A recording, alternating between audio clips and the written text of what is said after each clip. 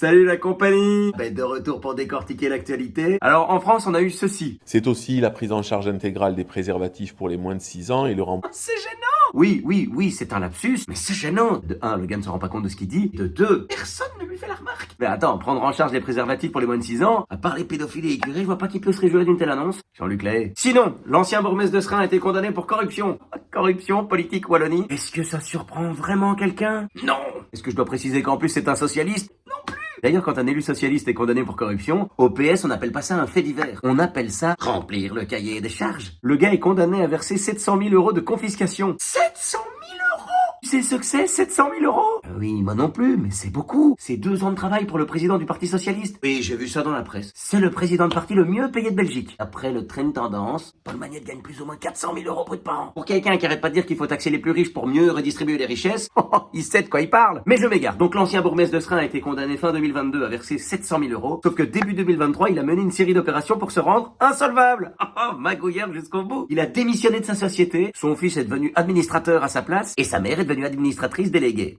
Oh là là, c'est brillant, c'est brillant. On dirait une religion. Le père, le fils, sans oublier la mère. Manque plus que le Saint-Esprit et tout le monde y est. Amen. Surtout, affaire à suivre. Tiens, tant qu'on est dans les gros chiffres et malversations, 900 000 euros. Ça vous dit quelque chose? Si on convertit en Paul Magnette, ça fait 2 ans et demi de travail. Mais bref, 900 000 euros. C'est la somme que Salvatore, comptable de 50 ans, a détourné dans une intercommunale liégeoise de 2011 à 2016. Il faut savoir que ce comptable avait été engagé par Stéphane Moreau.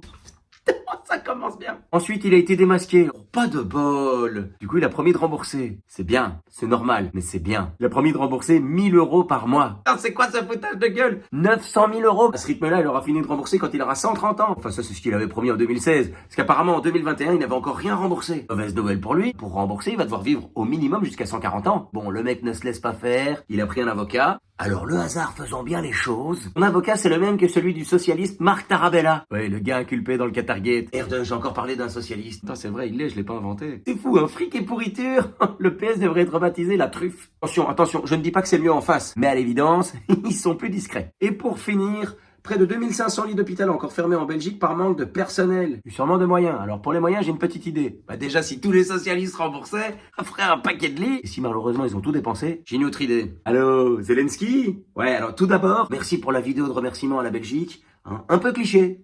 C'est comme ça que vous nous voyez? JCVD, de la bière et du chocolat. Bah non, mais c'est comme si nous on faisait une vidéo hommage à l'Ukraine en mettant que des putes qui viennent de chez vous. C'est un peu léger. Bref, tout ça pour dire, l'argent qu'on vous a envoyé, c'était pas un don, c'était un prêt. Voilà. Faut le rendre maintenant. Allez, en vous remerciant. Alors, elle est pas belle la vie? Et pour me voir en spectacle, la vie est une fête.be/pe